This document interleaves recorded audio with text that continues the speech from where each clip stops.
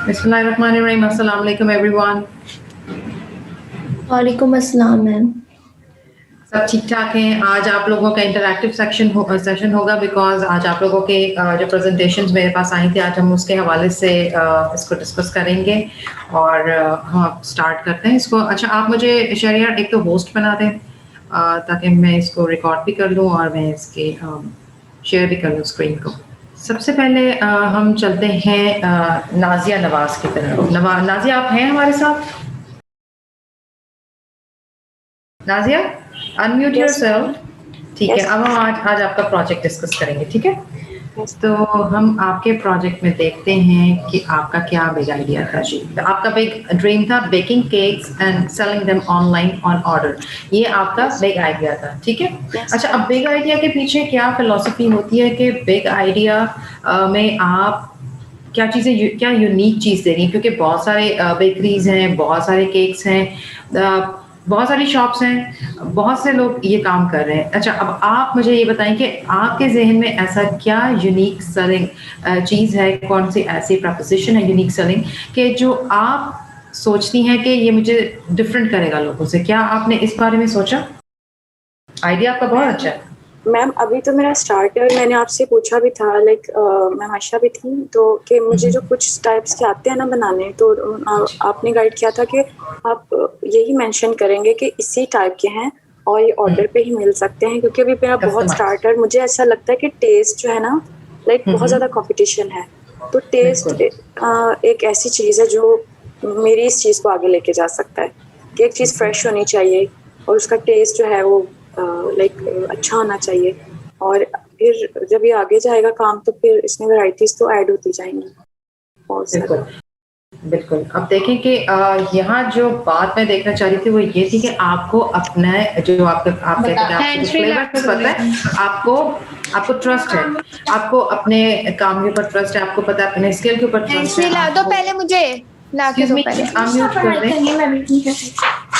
नहीं जी, मैं अभी तुम्हें पढ़ा रही हूँ, तुम निकालो अगला सब्जेक्ट। ये शहीद प्लीज चेक करें कि ये कहाँ से आवाज आ रही है। तो आपका जो पैशन है, आपके एक कॉन्फिडेंस है, सबसे पहले तो ये बहुत इंपॉर्टेंट है, क्योंकि जब भी हम कोई काम स्टार्ट करना चाहते हैं, हमारा जो भी बिग ड्रीम होता है या बिग आइडिया होता है, उसके पीछे एक पैशनेट रीजन होता है, और वो पैशनेट रीजन जो है वही हमारी सक्सेस होती है। ठीक है, तो अब आपसे मैंने ये जो सवाल पूछा वो मैंने इसलिए पूछा कि आपका वैसे तो मेरे पास पोजीशन क्या है, आप क्या चीज़ यूनिक देना चाहते हैं। तो आपने कहा कि आपके पास वो टेस्ट, वो फ्लेवर, वो डिफरेंट है जो आम मार्केट में अवेलेबल है। एक सेकेंड प्लीज, अनम्यूट करें, कौन है? मैं 2000 रुपए में तो एक सब्जेक्ट में मुझे बड़ा फायदा हो रहा है, नहीं कि पूरा मेरा एक। तो आपका जो यूनिक सेलिंग प्रपोजिशन है वो है, आपको लगता है कि आपके पास एक स्पेशल रेसिपी है जो कि दूसरों के पास नहीं है, तो यही आपको दूसरों से यूनिक करती है, यही आपको दूसरों से डिफरेंट करती है।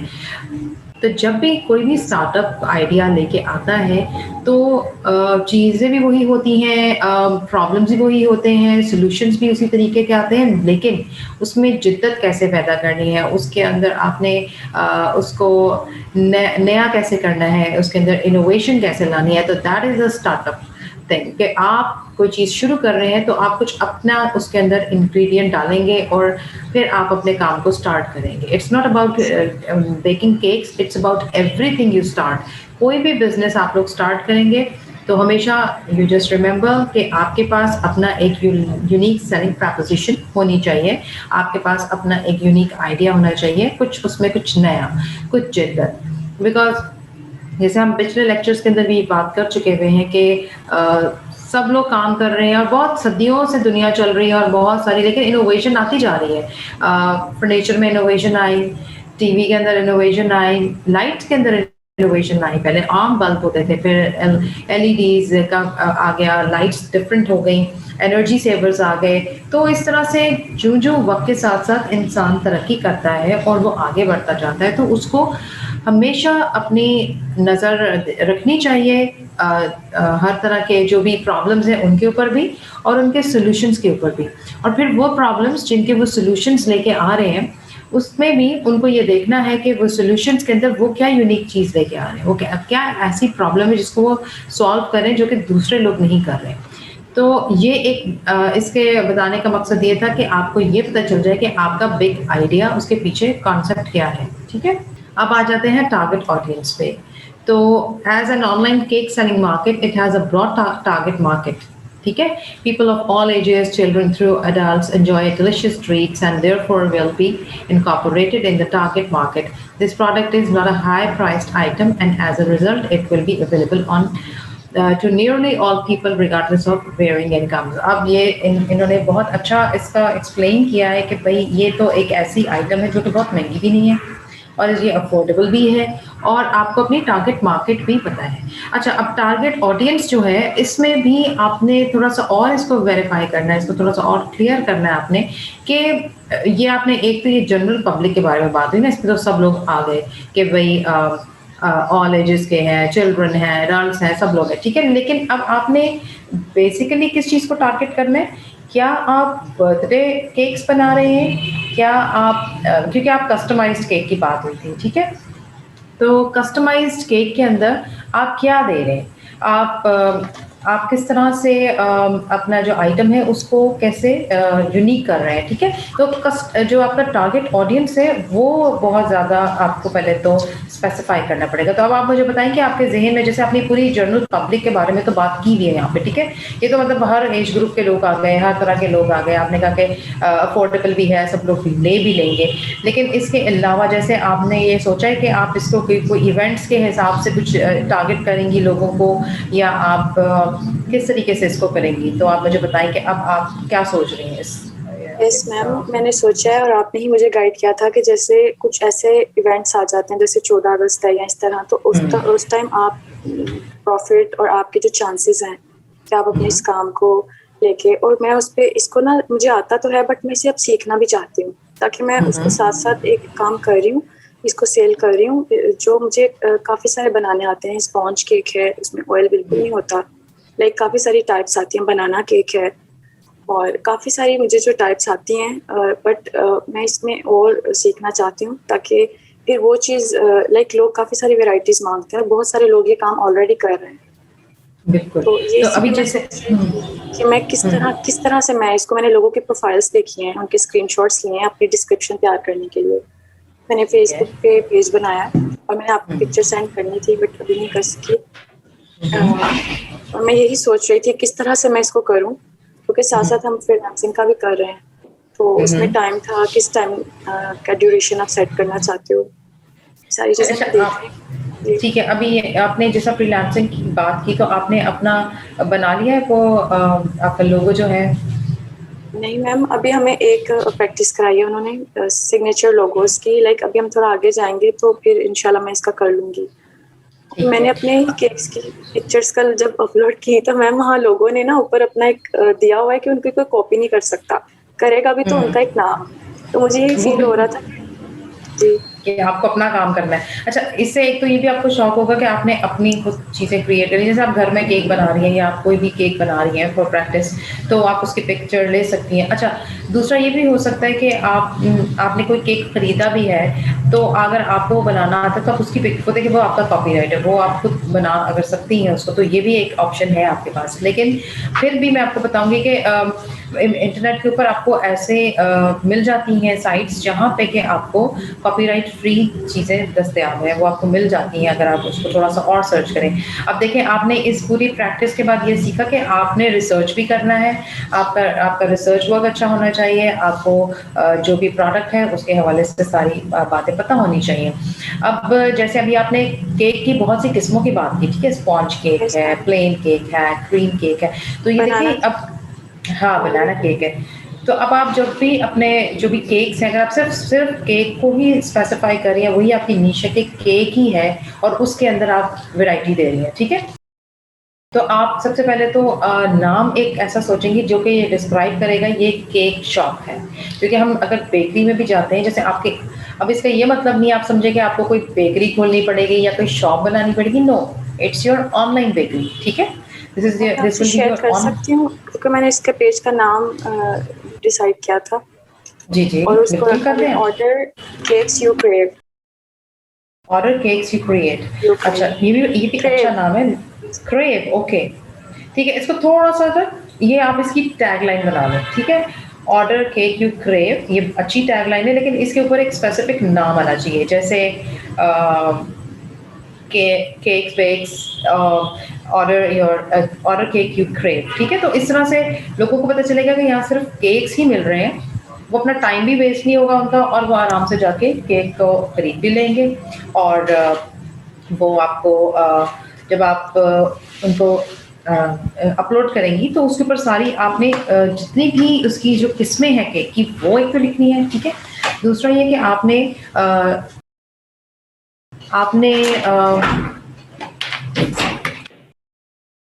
एक्सक्यूज मी, तो हम क्या बात कर रहे थे, हम ये बात कर रहे थे कि आपने जो भी केक आप बना रही हैं उसके आपने जो भी नाम है वो पहले एक रखना है स्पेसिफिक, और उसके बाद आपने उसकी टैगलाइन बनानी, क्योंकि जब आप कोई भी ब्रांड बनाते हैं तो उसकी एक टैगलाइन भी होती है।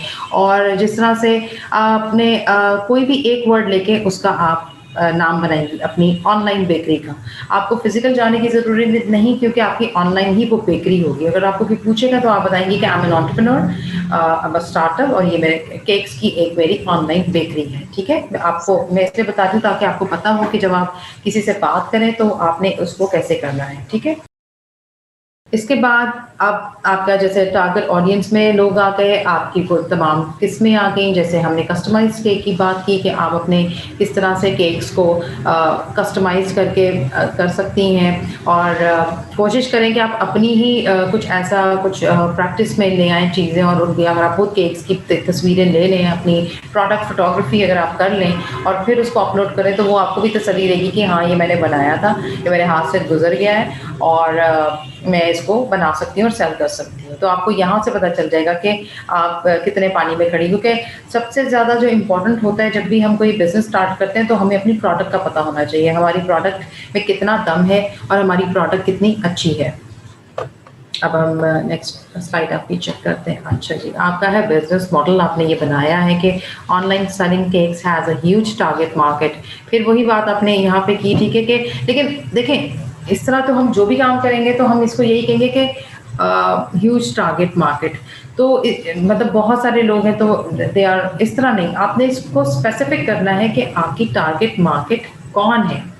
क्या वो सिर्फ जैसा केक्स हैं, कौन लोग केक खरीदेंगे, बूढ़े लोग खरीदेंगे, छोटे बच्चे खरीदेंगे, यंगस्टर खरीदेंगे, मैरिड खरीदेंगे, अनमैरिड खरीदेंगे, किस तरह के लोग खरीदेंगे। तो पहले आपने इसको भी स्पेसिफाई करना है कि किस तरह के लोग ज़्यादा शौक करते हैं इन चीज़ों का। तो अभी आप इसके ऊपर भी रिसर्च करेंगे। कहने को ये बड़ी एक ऐसी बात लग रही है कि ये कौन सोचता है, लेकिन जिसने अपना बिजनेस स्टार्ट करना होता है वो फिर हर तरह से तमाम बारीकियां जो हैं अपने बिजनेस की वो उसके बारे में सोचते हैं, ठीक है। Market and how it will be sold, अच्छा it's an online market taking the start from Instagram and Facebook, ठीक है। ये अब आपने इसको ऐसे नहीं लिखना, आपने इसको लिखना है सोशल मीडिया मार्केटिंग।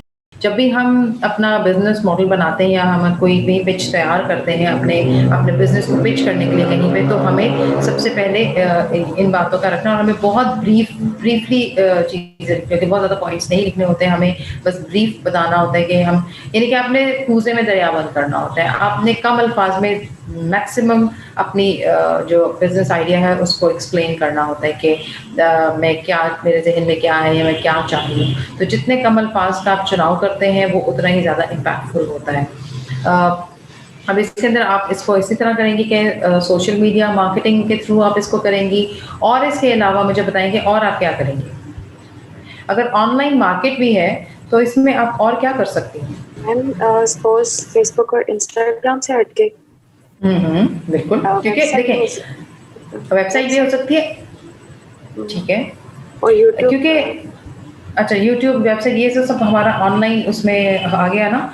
लेकिन अभी मैं ये बात कर रही हूँ कि इसके अलावा ऐसी और क्या बात हो सकती है जो कि आपके लिए आई मीन कि आप कैसे इसको कर सकते हैं, सेल कैसे कर सकते हैं? क्या आप अपने रिश्तेदारों में ये बात करेंगे? क्या इसको बोलते हैं वर्ड ऑफ माउथ। जब आप किसी के साथ बात करते हैं तो आप वर्ड ऑफ माउथ की बात करते हैं, ठीक है? तो वर्ड ऑफ माउथ जो होता है वो ये होता है कि एक इंसान से दूसरे इंसान, दूसरे से तीसरे, जैसे अगर मैंने कोई प्लांट की मेरी कंपनी है और मैं प्लांट बेच रही हूँ, मैंने एक अच्छा सा प्लांट बेचा और वो प्लांट किसी ने खरीदा। उस खरीदने वाले के घर पे कोई और आया और उसने कहा ये तो बहुत खूबसूरत प्लांट है, तो ये कहाँ से आपने लिया? तो वो बताएंगे कि हमने ये वहाँ से लिया। अब आपको जो मैंने ये बात कही है, आप मुझे बता सकती हैं कि इसका मकसद क्या है? मैम प्रमोशन, मेरी प्रोडक्ट का जो एक लाइक एडवर्टाइजमेंट है या उसका आगे से आगे पहुंचना है कि किस तरह से लोगों को उसका मालूम हो रहा है और उसमें एक लाइक बेहतरी आ रही है या लोग उससे उसको जान पा रहे हैं और ये किस तरह से आगे डिलीवर किया जा सकता है। अगर हम अच्छी चीज़ सेल कर रहे हैं तो ऑब्वियसली वो लाइक अगर कोई खाता है वो सबको बताएगा। अगर मैं व्हाट्सएप पे शेयर कर देती हूँ, अगर मैं इस तरह से लोगों को बताने की कोशिश करती हूँ कि मैं ये चीज़ कर रही हूँ और जब वो कोई एक टेस्ट करेगा, अगर टेस्ट अच्छा है तो वो आगे भी फिर इसको करेंगे। अच्छा, इसमें जो सबसे जो अहम बात है ना, जो मैंने भी आपसे प्लांट का जिक्र किया और फिर मैंने कहा कि जो भी दे, उसमें प्रोडक्ट की क्वालिटी, आपकी प्रोडक्ट क्वालिटी इतनी अच्छी होनी चाहिए और आपको जिस तरह अपनी प्रोडक्ट के ऊपर यकीन है, अभी आपने उसको भी बनाया भी नहीं लेकिन आपको ये पता है कि मैं ये बनाऊंगी तो मैं एक डिफरेंट फ्लेवर दूंगी, मैं एक नया फ्लेवर होगा, वो दूसरों से मुझे डिफरेंट करता है, ठीक है? तो आप उसकी क्वालिटी को बेहतर करेंगे। जब तक हमारी प्रोडक्ट की क्वालिटी बेहतर नहीं होती, उस वक़्त तक वो वर्ड ऑफ माउथ भी नहीं बनती। यानी कि आपकी प्रोडक्ट इतनी अच्छी होनी चाहिए कि जो भी इसको खरीदे, तो जो दूसरे लोग उसको देखें या जो दूसरे लोग उसको खाएँ, अगर हम आपके केक की भी बात करते हैं, तो आपके केक के की क्वालिटी इतनी अच्छी होनी चाहिए, फिर एक से दूसरा, दूसरे से तीसरा, तीसरे से नेक्स्ट। तो इस तरह से आप अपने इसके अंदर आप इसको ऐड करेंगी, अपने इसको आप ठीक करेंगी, ये जो भी आपकी प्रेजेंटेशन है, इसको आप लोग दोबारा से जितने लोगों ने मुझे भेजी अभी हम उनको डिस्कस करेंगे और उसके बाद आप अपने इस जो प्रेजेंटेशन है इसको ठीक करेंगे। तो अभी आप इसके अंदर एक तो आप इसके अंदर सोशल मीडिया मार्केटिंग करेंगे, ये सब लोग लिख भी लें, नोट भी कर लें, जो भी आपकी प्रेजेंटेशन होंगी वो कैसे बनानी है। और जिन लोगों ने अभी तक मुझे नहीं भेजी है वो इसको फॉलो करते हुए मेरे साथ अपनी प्रेजेंटेशन शेयर करेंगे, क्योंकि जो लोग प्रेजेंटेशन शेयर करेंगे उनका तो फ़ायदा है, जो नहीं करेंगे वो पता ही नहीं चलेगा, ना उनको समझ आएगा अपने बिजनेस आइडिया का, ना उनको पता चलेगा कि हमने कैसे करना है, क्या करना है। अच्छा जी, अब मार्केट चैलेंजेस क्या है? अच्छा, चैलेंजेस तो हर बिजनेस में होते हैं, ठीक है, it's a part of business, और बगैर चैलेंजेस के हम आगे बढ़ ही नहीं सकते। लेकिन यही चैलेंजेस जो हैं ये हमें एक कामयाब एंटरप्रेन्योर में लाते हैं, जैसे लैक ऑफ टाइम मैनेजमेंट है, अंडरस्टैंडिंग कस्टमर्स बिहेवियर्स हैं। अच्छा, अब यहाँ पे जब आपने बात की अंडरस्टैंडिंग कस्टमर्स बिहेवियर, तो इससे आपका क्या मतलब था? मैम मेरे माइंड में जो चीज़ आई वो ये है कि किस तरह कौन सी ज़्यादा ऐसी केक की टाइप्स हैं या रिसर्च कर सकती हूँ कि जो वो पसंद करते हैं। जो बहुत ज़्यादा कॉमन है और बहुत ज़्यादा सेल हो रहा है, और किसकी उस प्रोडक्ट की तरफ उनका ध्यान यानी कितना है या किसकी ज़्यादा डिमांड हो रही है शायद। अगर मैं गलत हूँ तो आप प्लीज़ मुझे। अच्छा, अब आपने यहाँ पे किया ना अंडरस्टैंडिंग कस्टमर्स बिहेवियर, तो आप इसको लिख सकते हैं कि नॉलेज ऑफ कस्टमर्स डिमांड, ठीक है, कि उनकी डिमांड क्या है। तो फिर इससे ज़रा ज़्यादा ये डिस्क्राइब हो जाएगा कि आप क्या कहना चाह रही थी, तो उनकी डिमांड क्या है। तो अब आपने उस डिमांड को कैसे आपने उसके बारे में रिसर्च करना है, पता करना है। ये आप इंटरनेट के ऊपर बहुत से ऐसे आपको मिल जाएंगी, ये मटीरियल पता चल जाएगा आपको कि लोग ज़्यादा क्या पसंद करते हैं, क्योंकि काफ़ी लोगों ने सर्वे किए होते हैं और फिर सर्वे के उनके वहाँ पे रिपोर्ट्स भी होती हैं ऑनलाइन। तो अगर आप ये सर्च करें कि पाकिस्तान में या चलो स्पेसिफिकली लाहौर में आप अगर चेक करो तो आपको कहीं ना कहीं ज़रूर ये इन्फॉर्मेशन मिलेगी केक्स के हवाले से कि लोग किस तरह की चीज़ें पसंद करते हैं, ठीक है। अब केक्स में भी डिफरेंट, जिस तरह आपने फ्लेवर्स की बात की, कुछ लोग बहुत मीठा केक पसंद करते हैं, कुछ लोग बहुत मीठा नहीं पसंद करते, तो ये भी दो तरह की कैटेगरीज होती हैं, यानी कि छोटी छोटी मिनी माइक्रो डिटेल्स आपको पता होनी चाहिए, ठीक है। और आपने फिर वहीं पे ही वो काम उसी तरीके से करना है जैसे कि जिसकी डिमांड है। अगर कस्टमाइज्ड, इसीलिए हमने आपको ये मशवरा दिया था ताकि आपके एक्यूरेट वही चीज़ें हों जो कि आपके कस्टमर की डिमांड है। लेकिन फिर भी अगर आपने देखिए कस्टमाइज्ड पे अगर हम बिजनेस करते हैं तो वो एक ख़ास मार्केट के लिए होता है ना कि वो बस आपको ऑर्डर आया और आपने वो काम कर दिया। लेकिन आप चाहेंगे कि आपका काम बढ़े और आपके पास अवेलेबल भी हों चीज़ें और आपके जो लोग हैं वो इसको खरीदें या आपके पास बहुत सारी इसकी वैरायटी हो, तो फिर इसके लिए आपको इस बात का ख़्याल रखना पड़ेगा। ठीक है, engaging followers on social media, finding the time to be active on social. अच्छा, आप ये भी थोड़ा-सा मुझे एलैबोरेट आप करेंगी कि इसमें आपका क्या मकसद था? So मैं engaging followers on social media. ये सारा इस पॉइंट का। इसमें मैम ये है कि हम उनको अपनी तरफ खींचें, लाइक कुछ ऐसी लाइक हमारी वैरायटी, हमारी पिक्चर्स जो हमने बहुत अच्छे से लगाई हैं, हमारा काम इतना अच्छा आना चाहिए कि लाइक हम लोग एक पॉइंट मैंने आगे लिखा है, अब मुझे याद नहीं है मैंने किस जगह लिखा है, उसमें यह है कि हम लोग लाइव आ सकते हैं, उन्हें मालूम हो कि ये इंसान अवेलेबल है, हम इनसे लाइक अपनी चीज़ प्रोडक्ट के बारे में बात कर सकते हैं और वो अवेलेबल है। बिल्कुल, ये आजकल आपने देखा होगा कि ये ट्रेंड भी बहुत ज़्यादा है हमारा फेसबुक के ऊपर। आप देखते हैं कि फेसबुक पे जो ऑनलाइन सेलिंग हो रही है वो आजकल ऐसे ही हो रही है कि बहुत से लोग हैं वो कपड़े बेच रहे हैं वहाँ पे, ठीक है, और वो बात कर रहे होते हैं और अगर आप नीचे देखें तो वो कमेंट सेक्शन में धड़ाधड़ वो बिक रहे होते हैं। वो कहते हैं जी सोल्ड, अच्छा ये वाला पैक कर दें, ये वाला पैक कर दें। तो मतलब हमें हैरान हो जाता है देख के सोशल मीडिया की पावर के किस तरह से लोग वहाँ पे उसको कितने अच्छे तरीके से इस्तेमाल कर रहे हैं और वहाँ पे उसको सेल कर रहे हैं। तो इससे ये कि एक तो आपकी online presence is very important. जो मैं हमेशा आपको ये कहती हूँ कि ऑनलाइन जब हम कोई भी बिज़नेस कर रहे हैं या अगर हम फिजिकली भी कोई काम कर रहे हैं तो उसकी भी ऑनलाइन प्रेजेंस होनी आजकल बहुत ज़रूरी है। बेशक आप जितना मर्जी अच्छा काम करें, अगर आप ऑनलाइन प्रेजेंस नहीं है आपकी तो आप उस तरह से काम को नहीं बढ़ा सकते।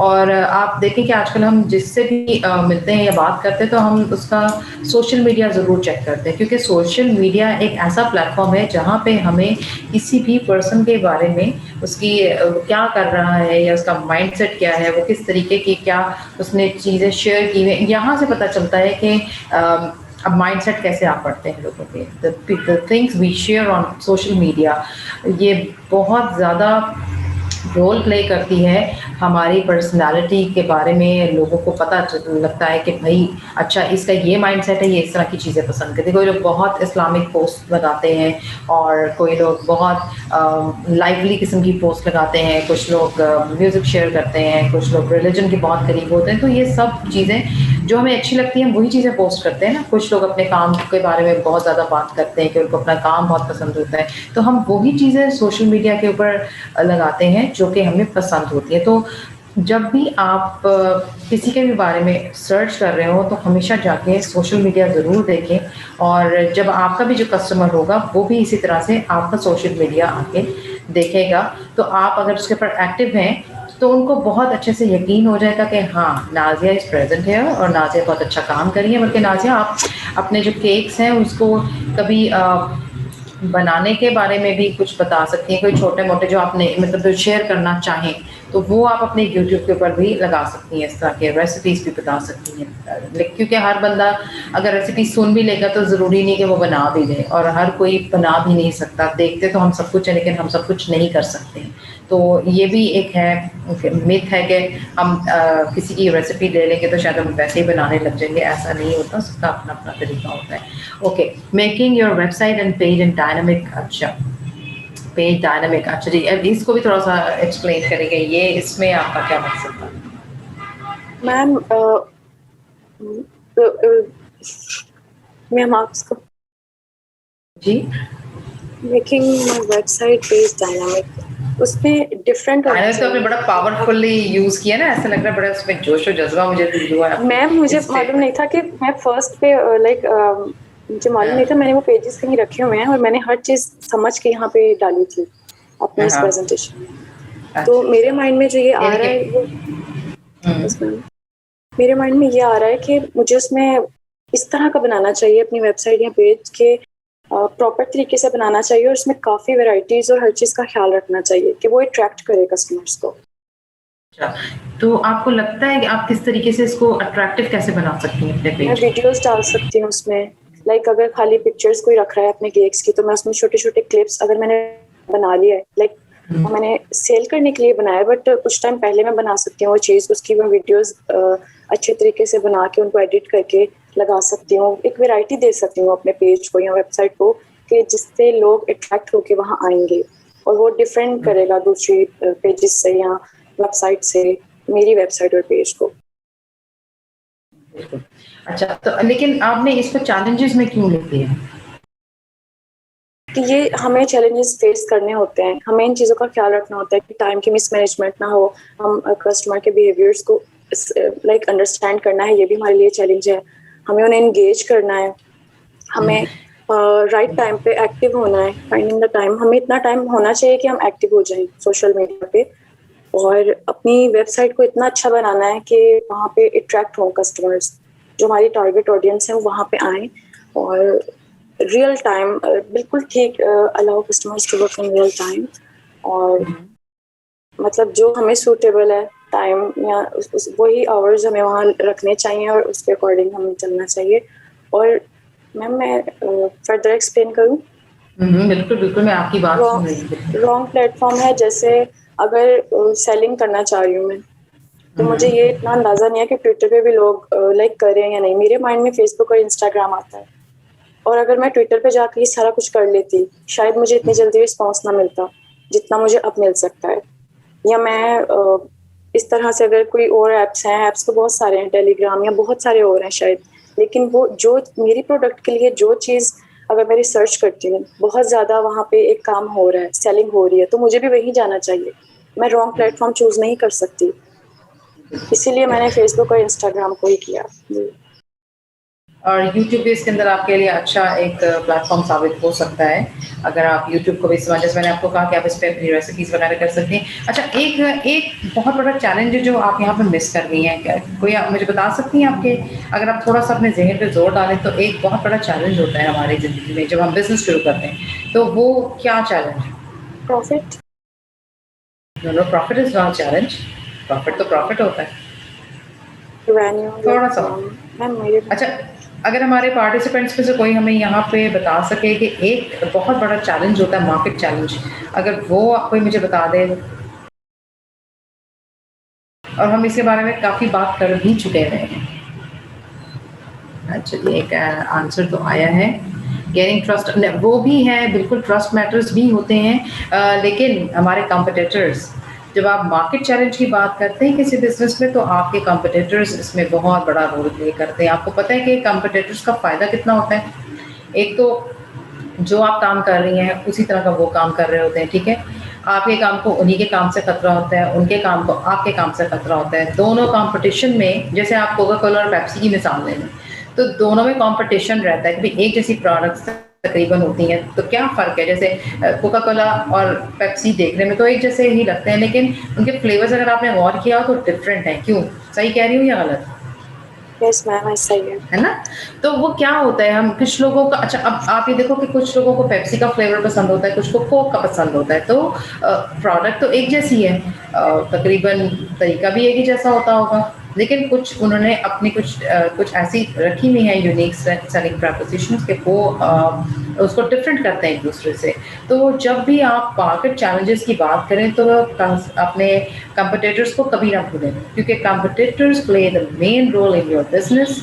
हमेशा हम अपने जो कंपटीटर है उससे एक कदम आगे रहने की कोशिश करते हैं, वही कंपटीटर जो है वो हमसे एक कदम आगे रहने की कोशिश करता है, और इसी कंपटीशन में हम अपनी, अच्छा चलें इसका मैं भी नहीं बोलूँगी। अब आप मुझे बताएं कि हम क्या करते हैं जब हम दो लोग कंपटीशन में होते हैं या 3-4 लोगों के साथ हमारा कंपटीशन होता है, तो हर एक जो कंपटीटर है वो उसकी क्या कोशिश होती है?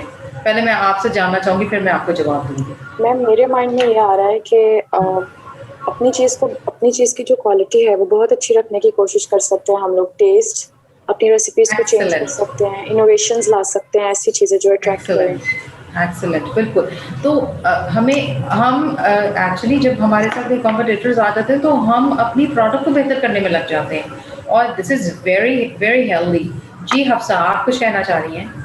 जी, मैं ये कहना चाह रही हूँ कि इस कॉम्पिटिटर होने का सबसे बड़ा फ़ायदा ये होता है कि हम लोग कभी भी सोते नहीं हैं। वो हमें जगा के रखते हैं कि नहीं वो क्योंकि हम देख रहे होते हैं कि नहीं वो बंदा एक्टिव है, तो अल्टीमेटली वो एक्टिवनेस हमें इंड्यूस हो रही होती है। मुझे ये सबसे बड़ा फायदा लगता है ना?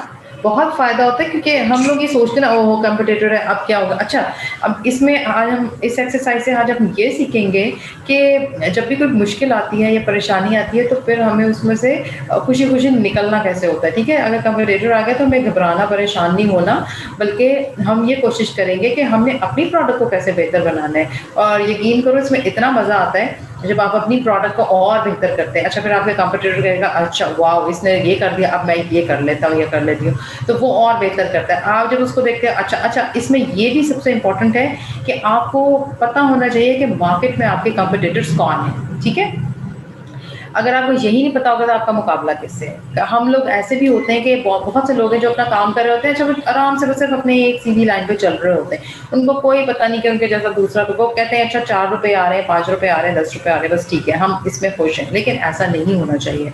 हमें आँखें खुली रखनी चाहिए, हमें इर्द-गिर्द देखना चाहिए कि कौन लोग बेहतर काम कर रहे हैं। सबसे पहले तो कॉम्पिटिशन उन लोगों के साथ करें जो कि कुछ बड़ा काम कर रहे हैं, कुछ अच्छा काम कर रहे हैं। इंस्पिरेशन तो आपको मिलती है, ठीक है? फिर आप उनको जब देखेंगे तो फिर आप देखेंगे कि मैं कहाँ लैग कर रही हूँ, मेरे कहाँ पे लूज़ एंड्स हैं, तो मुझे उनको कैसे फिल अप करना है। तो आपको ये जो आज का जो मेन हमारा लेसन है ना, वो इसके ऊपर है कि मार्केट कॉम्पिटिशन्स जो होते हैं, तो ये सबसे बड़ा चैलेंज होता है और इसी चैलेंज को आप अपने फ़ायदे के लिए इस्तेमाल कर सकते हैं। आप यहाँ पे फिर अगर मैं माइंडसेट की बात करूँ तो positive mindset is very important. हमें हमेशा अपने माइंडसेट को पॉजिटिव रखना है। जब भी आप बिज़नेस कर रहे हैं आपको अपने दिल को बहुत बड़ा करना होता है, अपने ज़हन को खोलना होता है, आपको चैलेंजेस के लिए तैयार रहना होता है, आपको कॉम्पिटिटर्स का सामना करने के लिए भी तैयार रहना होता है। आपके अंदर इतनी एनर्जी होनी चाहिए कि आप इन छोटी-छोटी बातों से घबराएँ नहीं और आप अपने एक डेडिकेशन के साथ अपने काम की तरफ फ़ोकस रहें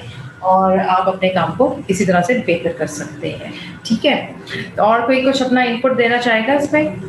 किसी ने कभी कोई एक्सपीरियंस किया है? जैसे चलो अगर आपने कोई अच्छा-सा ड्रेस बनाया है, किसी फ्रेंड या कज़न ने उसके कॉम्पिटिशन में कहा कि मैं इससे ज़्यादा अच्छा बना सकती हूँ और आप कहो कि ओह! अच्छा इसका ज़्यादा अच्छा है मेरा, क्योंकि फैमिली में इस तरह भी होता है कि वो अच्छे कपड़े पहनती है, मुझे उससे अच्छे कपड़े पहनने हैं। हम लोग क्या करते हैं वेडिंग्स के ऊपर? हमारा यही होता है ना कि मेरे कपड़े सबसे अच्छे लगने चाहिए, मुझे सबसे अच्छा लगना चाहिए। तो ये मेरा ख्याल है कि सेंस हर इंसान के अंदर मौजूद होती है। हर इंसान दूसरे से ज़्यादा बेहतर नज़र आना चाहता है। इसी तरह यही बात हम बिज़नेस में अप्लाई करते हैं कि हम ये चाहते हैं कि हमारा बिज़नेस दूसरे बिज़नेस से ज़्यादा बेहतर हो और उसको हम कैसे यूनिक कर सकते हैं। तो this is the main point कि हमें कॉम्पिटिटर्स पे नज़र भी रखनी है, हमें कॉम्पिटिटर्स को पॉजिटिवली भी लेना है और हमें उनसे बेहतर भी होना है और अगर वो हमसे बेहतर हो रहे हैं तो हमें उनसे और बेहतर होना है, ठीक है? तो आज का जो आपने बहुत अहम एक पॉइंट जो मिस कर दिया था, ये सब लोग नोट कर लें कि आपके बिज़नेस मॉडल में जो सबसे बड़ा चैलेंज होता है वो आपके कॉम्पिटिटर्स होते हैं, ठीक है? अच्छा जी, अब आ जाते हैं essential elements of the products, audience, right platform, analysing promotion. अच्छा चलें, अब आप मुझे नाज़िया बताएं कि अब ऑडियंस को एक्सप्लेन करें आप यहाँ पे।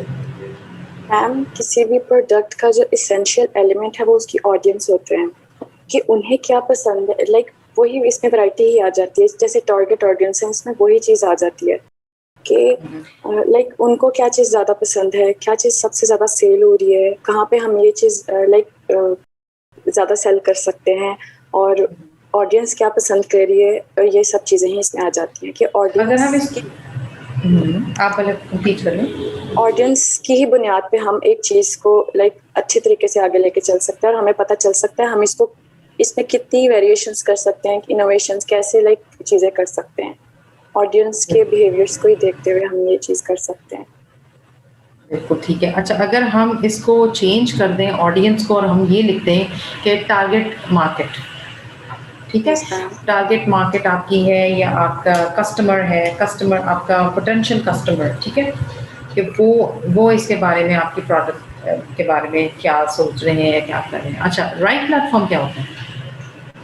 मैम, ये मैंने पहले बताया था, जो ऊपर रॉन्ग प्लेटफॉर्म लिखा है तो ये उसका ऑपोजिट है कि अगर मैं अपनी चीज़ों को सेल करने के लिए फेसबुक और इंस्टाग्राम का यूज़ कर रही हूँ, उस पर मैं पेजेस वगैरह बना रही हूँ या कोशिश कर रही हूँ, क्योंकि मेरा केक के बारे में है तो ये वहाँ पे चीज़ मैंने ज़्यादा देखी है और मेरे मेंटोर्स ने भी मुझे यही लाइक आपको भी ये चीज़ ठीक लगी होगी कि अगर इसने फेसबुक पे और इंस्टाग्राम पे किया है तो ये चीज़ है कि मैं राइट एक मेरी जो मार्केट है अगर ऑनलाइन शुरू कर भी रही हूँ तो वो सही जगह से स्टार्ट हो रही है, मेरा प्लेटफॉर्म बिल्कुल ठीक है।